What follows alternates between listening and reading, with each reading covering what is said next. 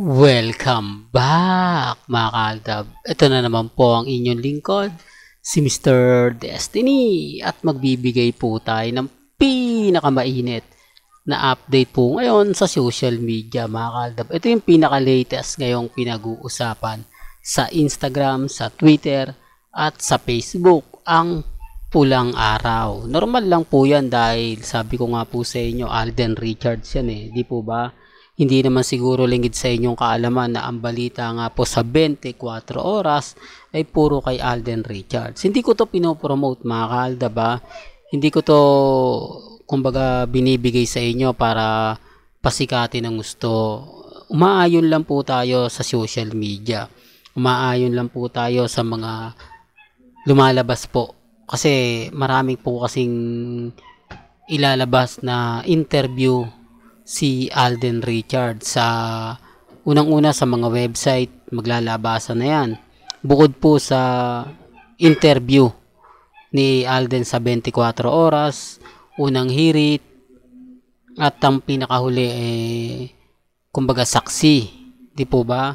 Kaya nga sabi ko sa inyo, ang mga ina-update ko, alam ko yung iba sinasabi sa akin madalas, Mr. Destiny, wala namang problema eh. Wag mo nang intindihin yan.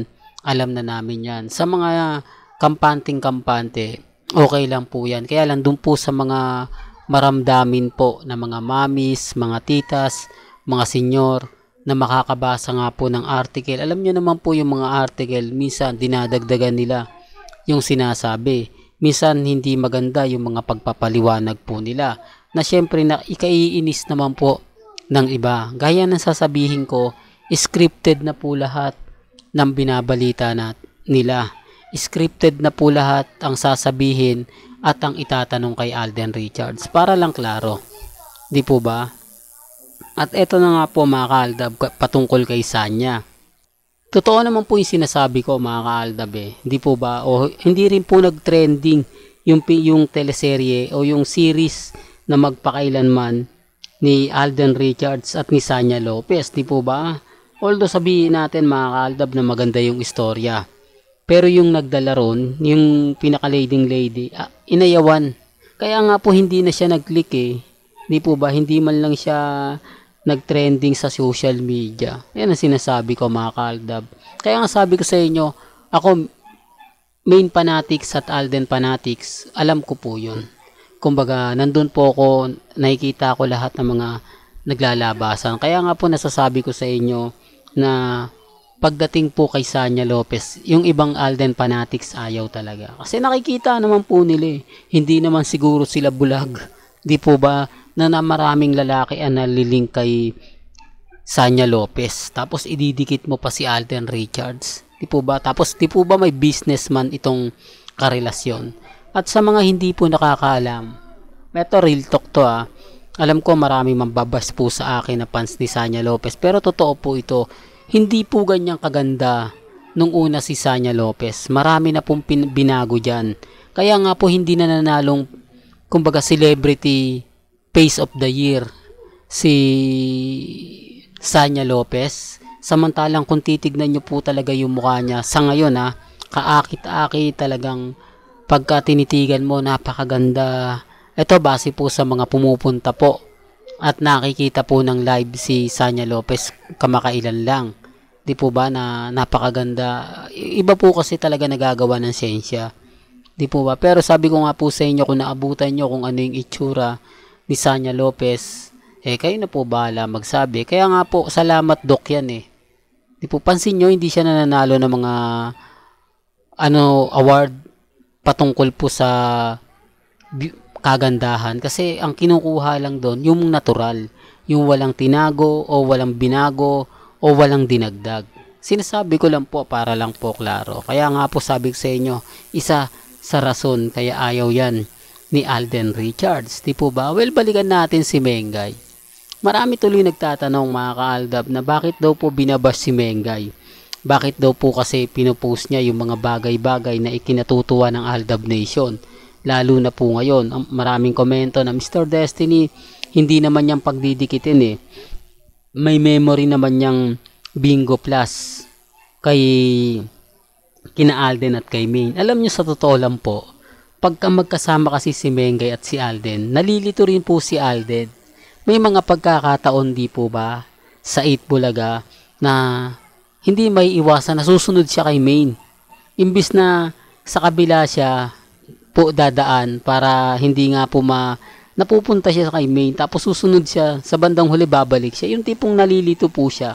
Hindi niya alam na oops, ano na pala kami ngayon, yung pinagbabawal na pala ng management. Kung matatandaan nyo, yung huling interview o huling pagsasama ni Alden at ni Main sa Vivo Plus, ano ba yan?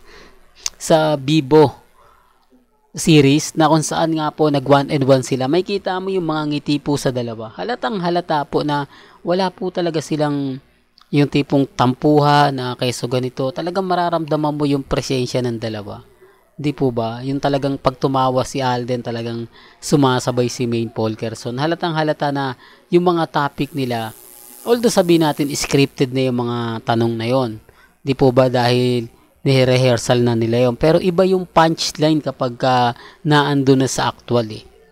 Iba po yung mga galawan. Gaya nga na sinasabi natin, oo, aminado tayo na pagbabawalan po yan ng Bingo Plus na magpakilig. Di po ba? Pero may mga bagay-bagay po pag nandun na sa stage, hindi na pa rin maaawat ng management. Di po ba? Depende na lang kay Alden kung papaano niya malalapitan, kung papaano niya i-handle ang isang sitwasyon.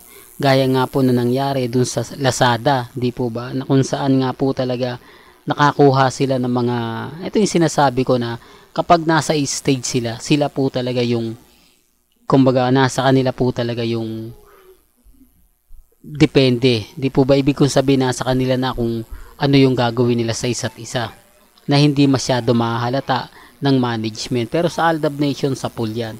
Di po ba? Sa tagal ba naman natin eh. Biruin nyo, 2015 hanggang 2018 na magkakasama. Walang palya. Lunes hanggang Sabado. O, di po ba? Yung TV nga po, mga ka-Aldab, talagang pag sinabing Aldab, doon lang talaga siya nakatutok. Di po ba? Sinasabi ko lang po yung totoo ha. Sinasabi ko lang po ito para lang po sa mga taong dumadaan at bumibisita po sa channel ni Mr. Destiny. At dito naman po tayo, maraming komento na Mr. Destiny, nababalitaan ko na nga na tuloy nga po daw ang pelikula para nga po sa Metro Manila Film Festival nila Bossing at ni Main. Sinasabi ko sa inyo mga ka-Aldab. Ako, kumbaga pagdating po kasi sa pagbibigay ng update, although marami rin nagtatanong kay Bossing, marami rin nagtatanong kay Pauling, nasasagot din po yan eh. Kaya lang yung iba kasi hindi na ganong pinapansin. Ako, ano lang yan, di po ba? Hindi katulad natin na nakatutok lang tayo sa 8 Bulaga, kay Bossing, Henyo Master Joey De Leon. Inaabangan natin yung mga update din po nila.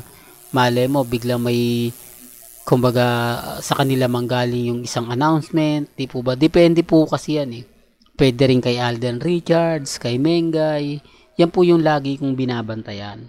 Kaya malay nyo, di po ba? Sabi ko nga po sa inyo, gugulatin na lang po kayo eh.